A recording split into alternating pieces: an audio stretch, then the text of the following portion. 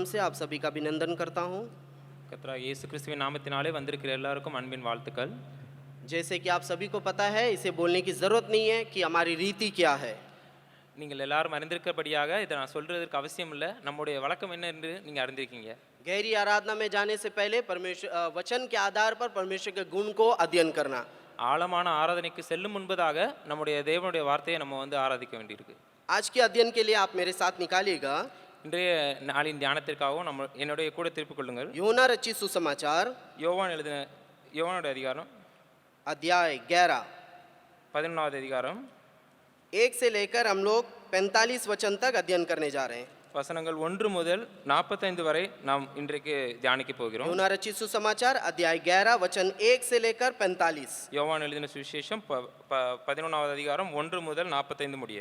ये बहुत ही एक जाना पहचाना भाग है। இது நீங்கள் அதிகமாய் அறிந்திருக்கிற ஒரு தியானித்த ஒரு காரியம்தான். बहुत जबरदस्त एक भाग है। ஒரு தெரிந்திருக்கிற ஒரு காரியம்தான். हम सब इससे वाकिफ हैं, हम जानते हैं, अध्ययन किए हैं। இந்த விஷயத்தை நம்ம அதிகமாக கேட்டிருக்கவும் செஞ்சிருக்கிறோம், நம்ம அதிகமாக தியானிக்கவும் செஞ்சிருக்கிறோம். लेकिन आज मैं इस भाग को लेने का मेरा मकसद ये है, நான் இன்றைக்கு இந்த விஷயத்தை எடுத்துக்கிறதுக்கான காரணம் என்னன்னா, ताकि मैं इस भाग से परमेश्वर के गुण को प्रकट कर सकूं। இந்த விஷயத்துல நான் தேவனுடைய குணத்தை அதிகமாக நான் தெரிஞ்சுக்கிட்டேன். देखिएगा, हम सब प्रभु यीशु मसीह पर विश्वास करते हैं। நம்ம எல்லாருமே தேவன் மேல அதிகமாக விசுவாசம் வைத்திருக்கிறோம். हम सब प्रभु यीशु मसीह पर विश्वास करते हैं। நம்ம எல்லாருமே தேவன் மேல அதிகமாக விசுவாசம் வச்சுக்கிறோம். और इसमें कोई शक नहीं है कि आपका विश्वास प्रभु यीशु मसीह पर है। இது எந்த ஒரு சந்தேகமும் இல்லை, உங்களுக்கு தேவன் மேல நீங்க விசுவாசம் இல்லாம இருக்கீங்கன்னு. लेकिन कभी कभी क्या होता है, हमारा विश्वास का जो स्तर है वो कम, या जिस रीति से परमेश्वर चाहता है कि हम उस पर विश्वास रखें उस स्तर पर ना हो। ஆனாலும் பார்த்தீங்கன்னா சில நேரங்களில் நம்முடைய விசுவாசம் தேவன் எதிர்பார்க்குற அளவுக்கும் இல்லை தேவன் மேலே நம்ம வைத்திருக்கிற விசுவாசமும் அவரோட அந்த ஒரு குவாலிட்டிக்கு அவரோட மேக்ஸிமம் லெவலுக்கு நம்ம வைக்கிறதில்ல.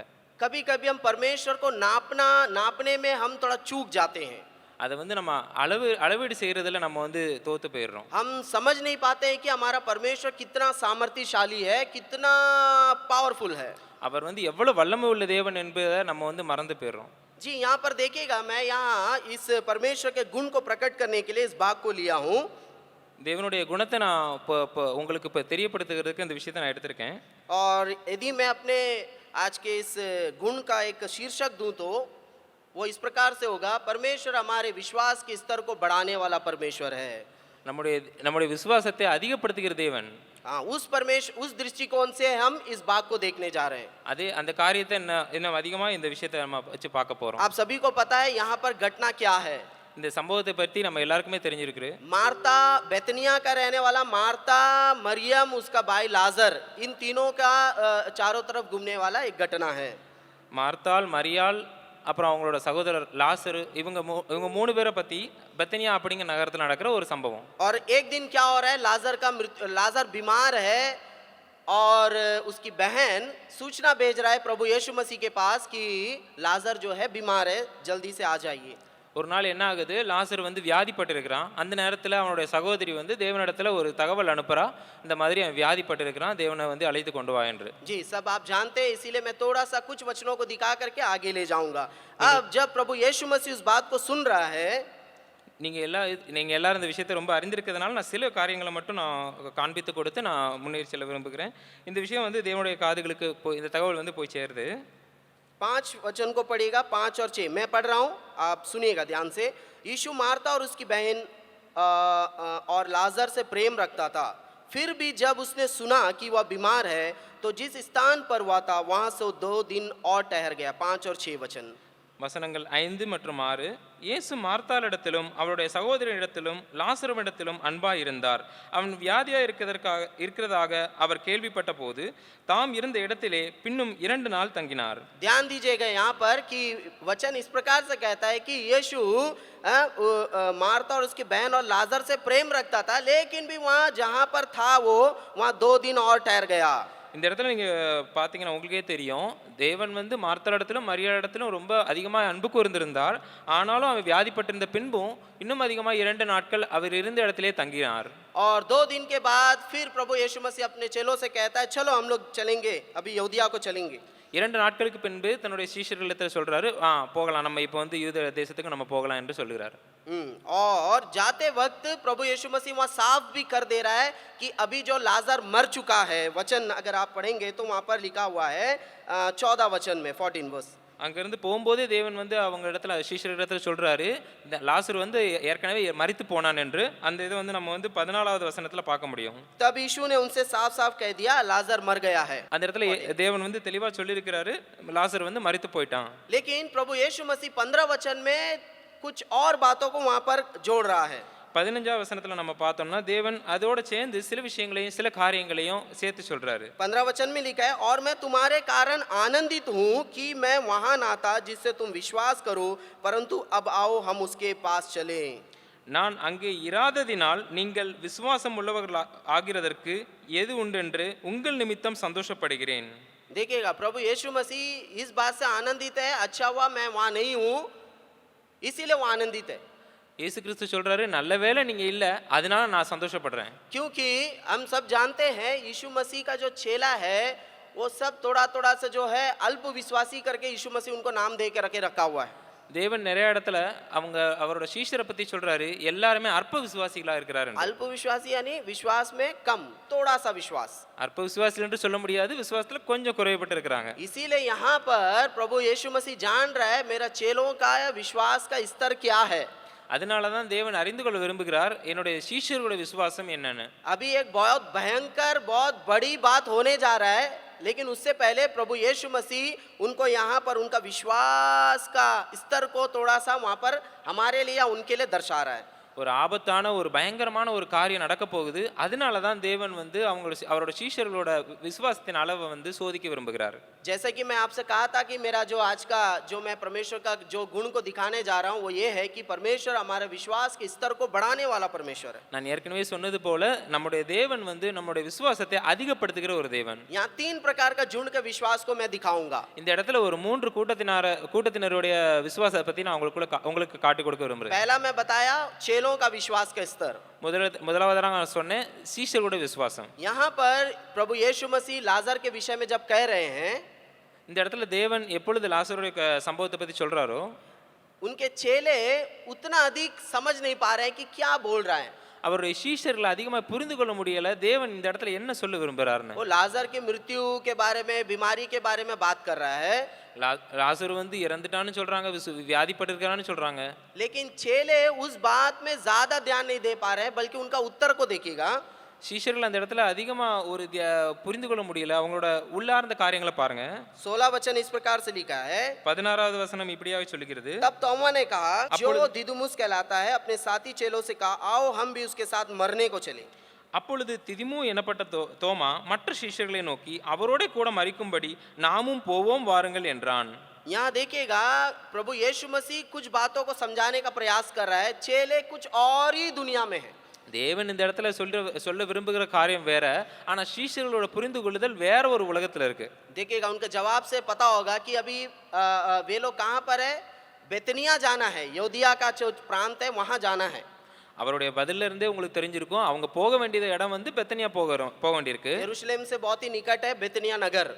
எருசலேம்ல இருந்து மிகவும் அருகாமையிலே தான் பெத்தனியா என்கிற ஊர். और आप सभी को पता है यीशु मसीह को पकड़ने के लिए मार डालने के लिए यहूदी खोज रहे हैं। உங்களுக்கு ஏற்கனவே தெரிஞ்சிருக்கு இந்த இடத்துல வந்து அவங்க வந்து தேவனை வந்து பிடிப்பதற்கும் கல்லெறிவதற்கும் அவங்க வந்து காத்து கொண்டு இருக்கிறாங்க. ये सारे बात वहाँ चेलों को पता है। இந்த எல்லா விஷயமும் சீஷர்களுக்கும் அறிந்திருக்கிறாங்க. प्रभु यीशु मसीह कुछ विशेष बात को वहाँ लाजर के प्रति कह रहा है, वो वे लोग समझ नहीं पाए। தேவன் இந்த இடத்துல ஒரு விசேஷமான காரியத்தை வந்து லாசரோட மரணத்தை பத்தி சொல்றாரு, ஆனா அந்த சீஷர்களுக்கு அது புரியல. वे लोग वो जगह जाएगा तो हमारे लिए जोखिम है, रिस्क है, इसीलिए उस बात को वहाँ पर प्रकट कर रहा है 16 वचन में। அவங்க என்ன சொல்றாங்க, நம்ம அங்க போறது வந்து ஒரு அபாயம் ஒரு ஆபத்து அப்படிங்கறத மட்டும் தான் சொல்றாங்க. मैं आगे इस बात को और समझाऊंगा। நான் வரக்கூடிய காரியங்களை அதை நான் அதிகமா புரிய और வைப்பேன். झुंड को मैं आपको झुंड का विश्वास को मैं थोड़ा आपको बताना चाहता हूँ। அடுத்த ஒரு கூட்டத்தினருடைய விசுவாசத்தை பத்தி நான் உங்கள்கிட்ட சொல்ல விரும்புறேன். इस झुंड में मैं मार्ता और मरियम को रखा हूँ। இந்த கூட்டத்துல நான் மார்த்தாளையும் அவருடைய சகோதரி மரியாளையும் வைத்திருக்கிறேன். अब देखिएगा प्रभु यीशु मसीह उस स्थान पर पहुंच चुका है। இப்ப பாக்குறீங்க இயேசு வந்து அந்த இடத்துல சென்றடைஞ்சிட்டாரு. अब जब मार्ता को पता हुआ कि यीशु मसीह आ चुका है तो दौड़ करके जा रहा है और प्रभु का ना प्रभु से क्या कह रहा है करके हम लोग देखेंगे 21 वचन में। மார்த்தாள் வந்து அங்கே ஓடி வருகிறார், தேவன் வந்துட்டார் என்று தெரிஞ்சதுனால இப்போ வந்து நம்ம அந்த சம்பவத்தை வந்து 21வது வசனத்தில் பார்க்கலாம். क्योंकि हम सब जानते हैं मार्ता भी और मरियम भी प्रभु पर बहुत विश्वास रखने वाली है। நம்ம ஏற்கனவே அறிந்திருக்கிறோம், மார்த்தாலும் மரியாள் ரெண்டு பேருமே தேவன் மேல அதிகமா விசுவாசம் வைத்திருக்கிறவங்க தான். लेकिन इनका विश्वास का स्तर थोड़ा कहीं ना कहीं थोड़ा कम पाया जा रहा है। ஆனாலும் பாருங்க அவங்களோட விசுவாசம் சில இடங்கள்ல கொஞ்சமா குறைவுபட்டிருக்கு. देखिएगा इसका इनका उत्तर से आप समझ में आएगा। जो 21 वचन इस प्रकार से लिखा है, मार्ता ने यीशु से कहा, ये प्रभु यदि तू यहाँ होता तो मेरा भाई कदापि ना मरता। மார்த்தாள் இயேசுவிடத்திலே வந்து, ஆண்டவரே நீர் இங்கே இருந்தீரானால் என் சகோதரன் மரிக்க மாட்டான். यीशु से 23 वचन में इस प्रकार से कहता है, वर्स 23, यीशु ने उससे कहा तेरा भाई जी उठेगा। தேவன் இந்த இடத்துல அப்படி சொல்றாரு. 23வது வசனத்துல இயேசு அவளை நோக்கி உன் சகோதரன் உயிர் தெளிந்திருப்பான் என்றார். लेकिन मार्ता का जवाब देखिएगा क्या है 24 वचन में। ஆனால் மார்த்தாளுடைய பதிலை நீங்க 24வது வசனத்துல பாருங்க. मार्ता ने उससे कहा मैं जानती हूँ कि अंतिम दिन में पुनरुत्थान के समय वह जी उठेगा। அதற்கு மார்த்தாள் உயிர்த்தெழுதல் நடக்கும் கடைசி நாளிலே அவன் உயிர்த்தெழுந்திருப்பான் என்று அறிந்திருக்கிறேன் என்றார். प्रभु यीशु मसीह बोल रहा है कि तुम्हारा भाई जी उठेगा। தேவனாகிய கர்த்தர் சொல்கிறார் உன்னுடைய சகோதரன் உயிரோடு எழுந்திருப்பான் என்று. मार्ता बोल रही है हाँ जब पुनरुत्थान होगा तो जरूर वो जी उठेगा। विश्वास का स्तर को देखिएगा। அவன் வந்து கடைசி நாளில் உயிர்த்தெழுந்திருப்பான் என்று சொல்றா. இதுல இருந்தே நீங்க அவளோட விசுவாசத்தை பார்க்கலாம். मार्ता को प्रभु यीशु मसीह के ऊपर विश्वास है। மார்த்தாளுக்கு வந்து தேவன் மேல விசுவாசம் இருக்குது. कि यदि वो होता वहां पर, जब उसका भाई बीमार था उस समय प्रभु यीशु मसीह वहां होता तो उसको ठीक कर देता। அவளுக்கு என்னன்னா தேவன் ஒருவேளை இருந்தானால் அவன் வந்து கண்டிப்பா மரித்திருக்க மாட்டான். लेकिन अभी वो मर चुका है। ஆனால் இப்ப பாருங்க அவன் வந்து இறந்து போயிட்டான். लाजर पूरा मर चुका है। அவன் முற்றிலுமா மரித்து போனான். इसीलिए जब प्रभु यीशु मसीह उससे कह रहे हैं कि तुम्हारा भाई फिर से जी उठेगा, वो बोल रहा है हाँ पुनरुत्थान के समय फिर से जी उठेगा। அதனால தான் அவர் தேவன் வந்து சொல்லும்போது அவன் உயிரோடு எழுந்திருப்பான் என்று தேவன் சொல்லும்போது மார்த்தா சொல்றான் ஆமா அவன் வந்து கடைசி நாள் அவன் வந்து உயிர்த்தெழுந்திருப்பான். मरियम को भी समाचार मिल रहा है प्रभु यीशु मसीह आया हुआ है। மரியாளுக்கும் ஒரு கட்டத்துல தெரிய வருது இந்த மாதிரி இயேசு கிறிஸ்து வந்திருக்கிறார் என்று. वहां मरियम क्या कर रही है, 32 वचन देखिए 32 वर्स। जब मरियम वहां पहुंची जहाँ यीशु था तो उसे देखते ही उसके पांवों पर गिर पड़ी और कहा हे प्रभु यदि तू यहाँ होता तो मेरा भाई ना मरता। 32வது வசனத்துல இப்படி இருக்குது, இயேசு இருந்த இடத்தில் மரியாள் வந்து அவரை கண்டவுடனே அவர் பாதத்தில் விழுந்து ஆண்டவரே நீர் இங்கே இருந்தீரானால் என் சகோதரன் மரிக்க மாட்டான் என்றாள். ये दोनों बहनों का विश्वास का स्तर को देखिएगा। இந்த இரண்டு சகோதரருடைய விசுவாசத்தை நீங்களே பாருங்க. वे लोग कह रही हैं यदि प्रभु आप यहाँ रहते तो मेरा भाई नहीं मरता। நீர் ஒருவேளை இங்க இருந்தீரானால் என் சகோதரன் மரிக்க மாட்டான். मेरा भाई का प्राण निकलने से पहले तक, जब तक वो बीमार था उसका शरीर में प्राण था, तब तक अगर आप रहते तो आप उसे बचा लेते। அவன் உயிர் அவனை விட்டு பிரியும் பொழுது நீர் ஒருவேளை இங்க இருந்தீரானால் அவன் மரித்திருக்க மாட்டான். लेकिन वो मर गया। ஆனா இப்ப இறந்து போனான். ये दूसरा झुंड का विश्वास का स्तर है प्रभु यीशु मसीह के ऊपर। இது இரண்டாவது கூட்டத்தினருடைய விசுவாசம் தேவனுடைய காரியங்கள் மேல. कि यदि वो बीमार रहते समय, जीवित रहते समय आ जाते तो उसको चंगा कर देता यीशु मसीह। அவன் ஒருவேளை நோயிட்டு இருக்கும்போது வியாதிப்பட்டு இருக்கும்போது தேவன் வந்திருந்தால் அவனை கண்டிப்பா விடுதலை அடைஞ்சு அந்த நோயிலிருந்து விடுதலை கொடுத்திருக்க முடியும். लेकिन अब सब कुछ खत्म हो चुका है, मेरा भाई मर गया। ஆனால் இப்ப எல்லாமே முடிந்து போயிட்டு ஏன்னா என் சகோதரன் இறந்து போனான். बस पुनरुत्थान के समय में वो फिर जी उठेगा। அவன் ஒருவேளை உயிர்த்தெழணும் கடைசி நாள்ல மட்டும்தான் உயிர்த்தெழ முடியும். ये दूसरा झुंड का विश्वास का स्तर है। இது இரண்டாவது கூட்டத்தினருடைய விசுவாசத்தினோட அளவு. और तीसरा एक झुंड है, उसको भी मैं थोड़ा सा दिखा दूंगा। மூன்றாவது கூட்டத்தினருடைய விசுவாசத்தை பத்தி பார்க்கலாம். 11 अध्याय 19 वचन में पढ़ेंगे तो वहां पर लिखा है बहुत से यहूदी मार्ता और मरियम के पास उनके भाई की मृत्यु पर शांति देने के लिए आए थे। 19வது வசனத்துல இப்படி இருக்கு, யூதரில் अनेகர் மார்த்தாள் மரியாள் என்பவர்களுடைய சகோதரனை குறித்து அவர்களுக்கு ஆறுதல் சொல்லும்படி அவர்களிடத்தில் வந்திருந்தார்கள். और 35, 36 और 37 यानी 35 to 37 वर्ष को पढ़ेंगे तो वहां पर लिखा है यीशु रोया, तब यहूदी कहने लगे देखो वह उससे कितना प्रेम रखता था, परंतु उनमें से कुछ ने कहा क्या यह जिसने अंधे की आंखें खोली यह भी ना कर सका कि यह मनुष्य ना मरता। 35, 36, 37வது வசனங்கள் நம்ம பார்க்கலாம். இயேசு கண்ணீர் விட்டார். அப்பொழுது யூதர்கள் இதோ இவர் அவரை எவ்வளவாய் சிநேகித்தார் என்றார்கள். அவர்களில் சிலர் குருடனுடைய கண்களை திறந்த இவனை சாகாமல் இருக்க பண்ணவும் கூடாதா என்றார்கள். देखिए यहाँ एक और झुंड है। நீங்க பாருங்க இன்னொரு கூட்டத்தை நம்ம ये பார்க்கலாம். कौन है? यहूदी यहूदी लोग हैं, यरूशलेम से आए हैं, लाजर की बहनों को सांत्वना देने के लिए, तसल्ली देने के लिए आए हैं। இவங்க யாரு? யூத ஜனம். இந்த மாதிரி மார்த்தாவோட மரியாளுடைய சகோதரன் நோயிட்டு இருக்கிறான், வியாதிப்பட்டு இருக்கிறான் என்று தகவல் கொடுக்க வந்தவங்க. इनका विश्वास के स्तर को देखिएगा। இவருடைய விசுவாசத்தின் அளவை பாருங்க. वे लोगों का बात किस प्रकार से कह रहे हैं वे लोग, यह क्या जिसने अंधे की आंखें खोली यह भी ना कर सका कि यह मनुष्य ना मरता। அவர்கள் இந்த இடத்துல சொல்றதை நம்ம பார்க்க முடியுது. குருடருடைய கண்களை திறக்கிற இவர் ஒருவேளை இறக்கிறவனை சாகாம விட்டுருக்க கூடாதா? इसका मतलब थोड़ा बहुत विश्वास है प्रभु यीशु मसीह के ऊपर कि यह कुछ चमत्कार उमत्कार बाबा टाइप का काम करता है। ஆனாலும் அவங்களுக்கு தெரிஞ்சிருக்கு இந்த மாதிரி இப்போ இருக்கிற சாமியார்கள் மாதிரி ஏதோ அவரால் கொஞ்சம் சில காரியங்களை வந்து பண்ணி அவனை வந்து காப்பாற்றிருக்க முடியும்னு ஒரு சின்ன ஒரு விசுவாசம் இருக்கு. क्योंकि कई बार उनको देखा है अंधों को आंख दे रहा है, நிறைய இடத்துல பார்த்துருக்காங்க. குருடர்களை அவர் வந்து பார்க்க வைக்கிறாரு, लंगड़ों को चला रहा है, ஊனமுற்றவர்களை எழுந்து நடக்க வைக்கிறாரு, गूंगों को बोली दे रहा है, ஊமையா இருக்கிறவங்களை பேச வைக்கிறாரு, कोड़ियों को चंगा कर रहा है, வியாதிப்பட்டிருக்கவங்களையும் பலவீனப்பட்டிருக்கவங்களுக்கும் விடுதலை கொடுக்குறாரு. कुछ करने वाला है। ஏதோ ஒன்று அவரால் செய்ய முடியும். इसीलिए थोड़ा बहुत विश्वास है उसके ऊपर। அதனால தான் அவங்களுக்குள்ள ஏதோ ஒரு சின்ன ஒரு விசுவாசம் இருக்குது. इसीलिए वे कह रहे हैं अरे भैया ये सब काम किया क्या इसको मरने से नहीं बचा सकता था। அதனால தான் அவங்களுக்குள்ள அவங்க பேசிக்கிறாங்க, இந்த ஒரு இவ்வளவு காரியத்தை செய்றவர் சாகிறதுக்கு முன்னாடி காப்பாத்திருக்க கூடாதா? तीन प्रकार का झुंड का विश्वास के स्तर को देखिएगा। இந்த இடத்துல மூன்று கூட்டத்தினருடைய விசுவாசத்தை இந்த இடத்துல நீங்க பாருங்க. यहाँ अभी प्रभु यीशु मसीह को ये तीनों झुंड के विश्वास के स्तर को बढ़ाना है। இந்த இடத்துல தேவனுக்கு வந்து இந்த மூன்று கூட்டத்தினருடைய விசுவாசத்தையும் அதிகப்படுத்த வேண்டியிருக்கு. और उनको ये भी समझाना है कि तुम जिसके पास हो या जो मैं हूँ उसे सही रीति से समझना है तुम लोगों को। அந்த இடத்துல அவங்களுக்கு புரிய வைக்கவும் வேண்டியிருக்கு. எந்த இடத்துல நான் இருக்கிறேனோ அந்த இடத்துல அதை வந்து அவங்களுக்கு புரிய வைக்க வேண்டியிருக்கு. मेरा सामर्थ या मेरा काम मेरा मेरा मेरा अंदर का जो ताकत है वो कितना है करके तुम लोगों को समझाना है। என்னுடைய பலம், என்னுடைய வல்லமை, என்னுடைய சக்தி என்னன்னு அங்க இருக்கிற எல்லா மக்களுக்கும் புரிய வைக்க வேண்டியிருக்கு. मैं किस स्तर तक तुम्हारे लिए काम कर सकता हूँ करके तुम लोगों को समझाना है। நான் எந்த ஒரு எக்ஸ்டெண்ட் வரைக்கும் உங்களுக்கு ஹெல்ப் பண்ண முடியும் நான் புரிய வைக்க ये வேண்டியிருக்கு. तीनों झुंड का विश्वास का स्तर को अभी प्रभु यीशु मसीह बढ़ा रहा है। இந்த மூன்று கூட்டத்தினருடைய விசுவாசத்தையும் தேவனாகிய கர்த்தர் இந்த இடத்துல அதிகப்படுத்துறாரு.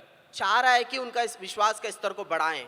அவர் அந்த இடத்துல விரும்புறாரு அவங்களோட விசுவாசத்தை அதிகப்படுத்தணும்னு. चेलों का विश्वास क्योंकि उनके साथ साथ घूम रहा है, சீஷர்களோட விசுவாசம் ஏன்னா எப்பவும் தேவனோட கூட இருக்கக்கூடியவங்க. और अभी आगे उनका सेवकाई को आगे ले जाने का जिम्मेदारी इन्हीं 12 लोगों के ऊपर है। அவர் விட்டு சென்ற பின்பு அந்த காரியங்களை எடுத்து செல்லக்கூடிய மொத்த பொறுப்பும் அந்த 12 சீஷர்கள் மேல இருக்கு. इस प्रकार का विश्वास के साथ ये लोग कोई बड़े काम नहीं कर पाएंगे, இந்த அளவுல உள்ள விசுவாசத்தை வச்சு அவங்களால பெரிய பெரிய காரியங்களை செய்ய முடியாது. क्योंकि वे लोग अभी तक समझे नहीं कि वो उसका गुरु कौन है। அவங்களுக்கு இதுவரைக்கும் புரியல அவருடைய தேவன் யாருன்னு. उनका विश्वास का स्तर को बढ़ाना है। அவருடைய விசுவாசத்தின் அளவு அதிகரிக்கணும். मार्ता मरियम जो उससे प्रेम करती है, हमेशा जब जब मौका मिलता है उनके साथ संगति करते हैं, उनके विश्वास के स्तर को बढ़ाना है। மார்த்தாள் மரியாள் எவ்வளவாய் தேவன் மேல ஸ்நேகம் வைத்திருந்து எவ்வளவாய் தேவன் மேல அன்பு கூர்ந்திருந்தவங்க அவங்களுடைய விசுவாசத்தையும் அதிகப்படுத்த வேண்டியிருக்கு. जरूर वे दोनों भी प्रभु के ऊपर विश्वास करती है, लेकिन जिस रीति से करना है उस रीति से प्रभु यीशु मसीह को नहीं समझी। ஆனாலும் அவங்க வந்து தேவன் மேல விசுவாசம் வைத்திருந்தாங்க. ஆனா தேவன் என்ன ஒரு நோக்கத்துல சொல்றாரு, என்ன ஒரு எண்ணத்துல சொல்றாருங்கிற எண்ணத்தையும் நோக்கத்தையும் அவங்களால புரிந்து கொள்ள முடியல. यहूदी लोग भी है, अन्य जाति है या नहीं पता, लेकिन वो एक झुंड भी है। யூத தேசத்தார் இருக்காங்க, அவங்க வந்து அந்நிய ஜாதியர்களா இருந்தாலும் அவங்களும் ஆனாலும் ஒரு கூட்டம் தான். वे लोगों को भी समझाना है कि मैं कौन हूँ या तुम जिसको देख रहे हो वो कौन है। அவங்களுக்கும் புரிய வைக்கணும் நான் எப்படிப்பட்ட தேவன் என்று, இல்ல அவங்களுக்கு வந்து காட்டணும் நான் யார் என்று. अब यीशु मसीह कब्र के पास आ गए। தேவன் இப்பொழுது கல்லறையை நோக்கி வந்துட்டாரு. बोल रहा है कि गुफा से पत्थर को उठाओ। நீங்க அந்த கல்லறையிலிருந்து கல்லை எடுங்க. 38 वचन में लिखा है, 38 में लिखा है। 38வது வசனத்துல பார்க்கலாம். और जब हटाने के लिए कह रहा है तो तुरंत मार्ता उससे क्या कह रही है देखिएगा 39 वर्स में 39 वचन में यीशु ने कहा, கல்லை அகட்டி போடுங்க என்று சொல்லும்போது மார்த்தாள் என்ன சொல்கிறார் என்று பாருங்க. यीशु ने कहा पत्थर हटाओ। उस मरे हुए की बहन मार्ता उससे कहने लगी, ये प्रभु उसमें से तो अब दुर्गंध आती है क्योंकि उसे मरे 4 दिन हो चुके हैं। 39வது வசனத்துல பார்க்கலாம். இயேசு கல்லை எடுத்து போடுங்கள் என்றார். மரித்தவனுடைய சகோதரியாகிய மார்த்தாள் அவரை நோக்கி, ஆண்டவரே இப்பொழுது நாருமே 4 நாள் ஆயிற்றே என்றாள். जी 4 दिन हो चुका है, 4 நாட்கள் ஆயிற்று. सारा मैटर यही छुपा हुआ है। எல்லா விஷயமும் இங்கே தான் ஒளிஞ்சிருக்கு. 4 दिन, 4 நாட்கள். 1 दिन नहीं, 2 दिन नहीं, 3 दिन नहीं, 4 दिन. ஒரு நாள் இல்ல, 2 நாள் இல்ல, 3 நாட்கள் இல்ல, 4 நாட்கள். आपको ऐसी मैं थोड़ा सा जानकारी ले रहा था तो फिर गूगल बाबा में घुसा।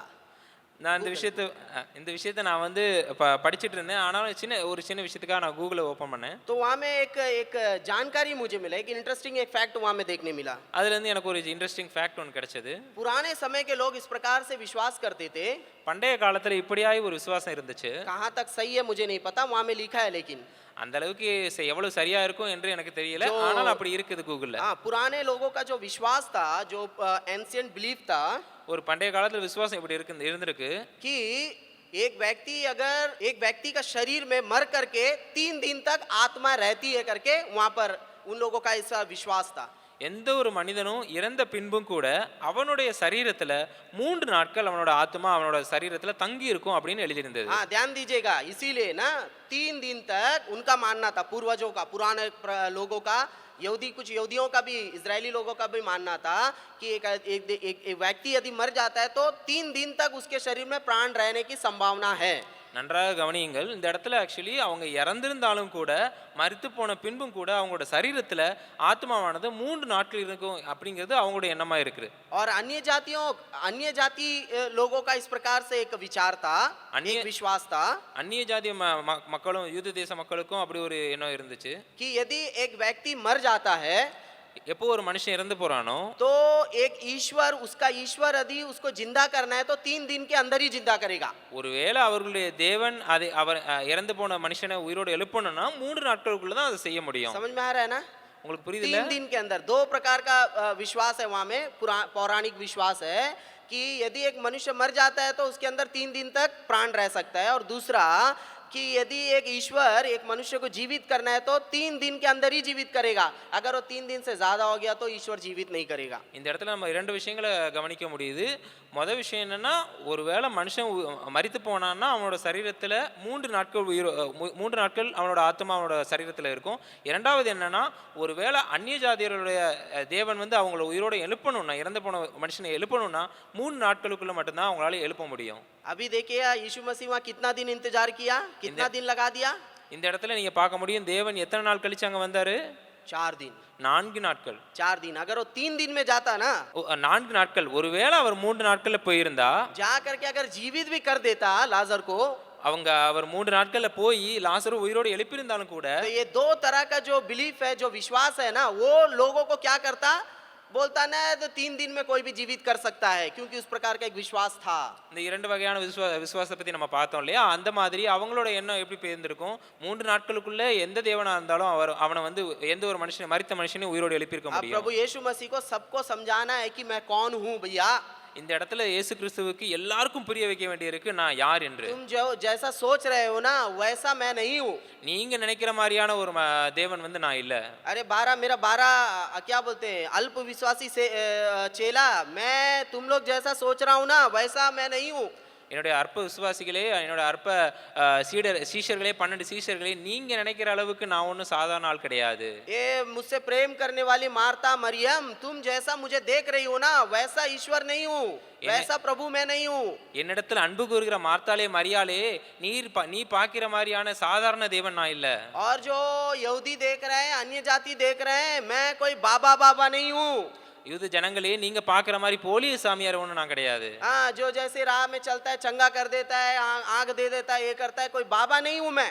விடுதலை கொடுக்கிற ஒரு சாதாரண ஒரு குருடனா நடிக்க வைக்கிற அந்த மாதிரியான போலி சாமியார் நான் கிடையாது. इसीलिए सबका विश्वास को बढ़ाने के लिए प्रभु यीशु मसीह इस प्रकार का एक जबरदस्त काम कर रहे हैं वहाँ।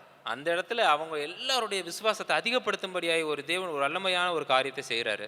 इसीलिए मैं आपको घटना बताया था, वो पुराना समय का लोग इस प्रकार से विश्वास करते थे, 2 प्रकार का विश्वास था वहाँ।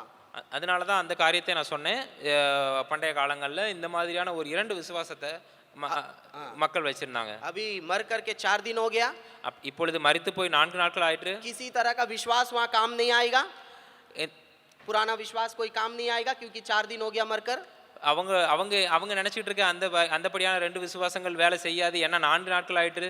हाँ, मार्था मरियम जैसा समझ रहा है वो पुनरुत्थान में जीवित हो जाएगा, ऐसा भी कुछ नहीं है। மார்த்தாள் மரியாள் சொன்னா கடைசி நாள்ல என்னுடைய சகோதரன் உயிர்த்தெழுந்திருப்பான் என்று அப்படியும் நடக்க வாய்ப்பில்லை. और चेला जो अल्प विश्वासी उनको तो कभी कुछ समझ में नहीं आता था यीशु क्या है बोल करके। சீஷர்கள் அற்ப விசுவாசிகளாக இந்த சீஷர்களுக்கு தேவன் என்ன செய்ய போகிறார் என்று அவங்களுக்கு தெரியாம இருக்கு. जब भी कोई आश्चर्य कर्म करेगा वे लोग ओ ये कैसा आदमी है करके कहेंगे। அவர் எப்பெல்லாம் ஒரு வல்லமையான காரியத்தை செய்கிறாரோ என்ன என்ன ஒரு மனுஷன் இவரு, ये भयंकर मनुष्य है ऐसा, मतलब उनको वो क्या है करके उनको पता नहीं। அவர் பயங்கரமான ஒரு மனுஷன் அப்படிங்கிறது மட்டும் தான் பேசுறாங்களே தவிர அவர் யார் என்று அவங்களுக்கு அந்த இடத்துல தெரியாம இருக்கு. लेकिन देखिएगा सारा रीति नियम को तोड़ करके प्रभु यीशु मसीह लाजर को वहां जीवित कर रहा है। எல்லா கட்டுகளையும் எல்லா வரைமுறைகளையும் எல்லா ஒரு நெறிகளையும் உடைத்து அந்த இடத்துல லாசர் உயிரோடு எழுப்புகிறார். वो भी जीवित कैसा कर रहा है, खड़ा होकर के बोल रहा है ऊंची आवाज से लाजर बाहर आ। அந்த இடத்துல எப்படி உயிரோடு எழுப்புகிறார் என்று நம்ம பார்க்கிறோம். எழுந்து சத்தமாய் சொல்லுகிறார், லாசருவே எழுந்து வா. और लाजर कैसे आ रहा है, லாசர் எப்படி வரான், कैसे आ रहा है वहां पर लिखा है, देखिए ना लाजर 44 वचन को 44। லாசர் எப்படி வருகிறார் என்று வசனத்துல இருக்கு 44வது जो வசனம். मर गया था वह कफन से हाथ पांव बांधे हुए निकल आया और उसका मुंह अंगोछे से लिपटा हुआ था। அப்பொழுது மரித்தவன் வெளியே வந்தான், அவன் கால்களும் கைகளும் பிரேத சீலைகளினால் கட்டப்பட்டிருந்தது, அவன் முகமும் சீலையால் கட்டப்பட்டிருந்தது சுற்றப்பட்டிருந்தது. देखिएगा जिसको प्रभु यीशु मसीह जिलाया, यदि वो चाहता तो एकदम क्लियर करके, मतलब साफ सुथरा अच्छा कपड़ा में उसको बाहर निकाल सकता था। அவன் சுத்தமான ஒரு உடையினால தேவன் எழுப்ப முடியும். लेकिन वो जैसा कब्र में उसको रखा था बांध उन करके एकदम वैसे ही वो निकल के आया। ஆனா தேவன் அப்படி செய்யல, எப்படியாய் அவன் அடக்கம் செய்யப்பட்டானோ அப்படியே அவனை எழுப்புகிறார். ताकि देखने वाला और थोड़ा भरोसा कर सके कि मरा वाला आदमी को ही जिलाया हूं। அப்படி அவர் செய்யறதுனால பார்க்குற மற்ற ஜனங்களுக்கும் ஒரு அதிகமான நம்பிக்கை வரும், தேவனால இன்னும் அதிகமாக நல்ல காரியங்களை செய்ய முடியும்னு. लाजर जी उठा, லாசர் இப்ப உயிரோடு எழுந்துட்டான். लाजर जी उठा, லாசர் उயிரோடு எழுந்துட்டான். अब बताइए चेलों का विश्वास बड़ा होगा कि नहीं? இந்த இடத்துல சீஷரோட விசுவாசம் உயர்ந்திருக்கிறா என்னன்னு பாருங்க. बोलिए ना, बड़ा होगा कि नहीं देखकर। हाँ, मरियम मार्ता का विश्वास बड़ा होगा कि नहीं? மார்த்தாள் மரியாளோட விசுவாசம் கூடுமா என்ன? अब तक वो जिस रीति से प्रभु को देख रहा था, अब से वो ऐसा नहीं देखेगी। இதுவரைக்கும் என்ன ஒரு கண்ணோட்டத்துல தேவனை பார்த்தாலோ இனிமேல் அப்படி பார்க்க முடியாது அவளால. वहाँ जितने यहूदी लोग आए थे या अन्य जाति लोग आए हुए थे, उनका विश्वास बढ़ाता होगा कि नहीं? எவ்வளவு யூத மக்கள் வந்தாங்களோ, எத்தனை பேர் சுத்தி இருந்தாங்களோ அவங்களோட விசுவாசம் கூடுமா இல்லையா? बोलिए ना, बढ़ाता होगा कि नहीं? சொல்லுங்க, கூடுமா இல்லையா? जी, यहाँ पर 45 वचन लिखा है, आखिरी पढ़ करके हम लोग आगे बढ़ेंगे। 45 तब जो यहूदी मरियम के पास आए थे उसका यह काम देखा, उनमें से बहुतों ने उस पर विश्वास किया। வசனம் 45ல நம்ம இப்படி பார்க்கிறோம். அப்பொழுது மரியாளிடத்தில் வந்திருந்து இயேசு செய்தவர்களை கண்டவர்களாகிய யூதர்களில் அநேகர் அவரிடத்தில் விசுவாசம் உள்ளவர்களானார்கள். Hallelujah, hallelujah, hallelujah, hallelujah. आज की सुबह आप किस दशा में यहाँ आकर के बैठे हैं मैं नहीं जानता हूँ। நீங்க இந்த காலை வேளையில எந்த ஒரு எண்ணத்தோட கண்ணோட்டத்தோட இங்க வந்து உட்கார்ந்திருக்கீங்க என்று எனக்கு आपका தெரியாது. विश्वास का स्तर क्या है मैं नहीं जानता हूँ। உங்களுடைய விசுவாசத்தின் அளவு என்ன என்று எனக்கு தெரியாது. लेकिन इस घटना से मैं ये बताना चाह रहा हूँ कि हमारा परमेश्वर के ऊपर विश्वास करने का कोई आप एक दायरा मत रखिए, लिमिट मत रखिए। ஆனால் இந்த சம்பவத்தை வச்சு நான் இந்த ஒரு விஷயத்தை உங்கள்கிட்ட நான் சொல்ல முடியும். தேவன் மேல வைக்கிற விசுவாசத்திற்கு எந்த ஒரு அளவும் எந்த ஒரு லிமிட்டேஷன் நீங்க வச்சுக்காதீங்க. कई सारे समयों में कुछ परिस्थिति ऐसा आपके जीवन में आता है, சில காரியங்கள்ல சில விஷயங்கள்ல உங்களுக்கு இப்படியாக ஒரு சூழ்நிலை உங்களுக்கு வரக்கூடும். जब परमेश्वर को जिस स्तर से आप देखना है उस स्तर से आपको नहीं देखने देता होगा। आपका सिचुएशन, आपका परिस्थिति, आपका जो समस्याएं, தேவனை எந்த கண்ணோட்டத்துல பார்க்கணுமோ அந்த கண்ணோட்டத்துல நம்மளை பார்க்க விடாம நம்மளுடைய பிரச்சனைகளோ நம்மளுடைய போராட்டங்களும் நம்மளை தடுத்துருது. आज की सुबह परमेश्वर हम सबों का विश्वास को बढ़ाने पाए। இந்த காலை வேளையிலும் கூட தேவன் நம்மளுடைய எல்லாருடைய விசுவாசத்தையும் அதிகப்படுத்துவாராக. कई बार हम कुछ ऐसे समस्याओं को लेकर के सोचते हैं कि ये समस्या मेरा जीवन का भाग है, ये मेरे से कभी नहीं हटेगा। சில நேரங்களில் சில பிரச்சனைகளை நம்ம எடுத்து இந்த பிரச்சனை என் வாழ்க்கையோட பின்னிச்சு, இனிமேல் இது என்னால் அகட்டி போட முடியாது என்றிருந்து இது விலகி போகாது. क्योंकि दिन हो गया, हफ्ता हो गया, महीना हो गया, साल चला गया, समस्या वैसे कहीं वैसे ही है। अभी आप सोच लिए शायद यही समस्या मेरे जीवन से कभी नहीं हटेगा। ஏன்னா நம்ம நினைக்கிறோம் நாட்கள் போயிட்டு மாதங்கள் போயிட்டு வருடங்கள் போயிட்டு ஆனாலும் இந்த பிரச்சனை மட்டும் என்னோட கூட இணைந்திருக்கு, என்னை விட்டு போக மாட்டேங்குது. और आप उस बात को लेकर के आपका विश्वास जो है बहुत ही सीमित हो गया होगा, लिमिट आप कर दिए होंगे। அது சில காரியங்கள்ல நம்மளுடைய விசுவாசத்தை நம்ம வந்து லிமிட் பண்ணி வச்சுட்டோம்.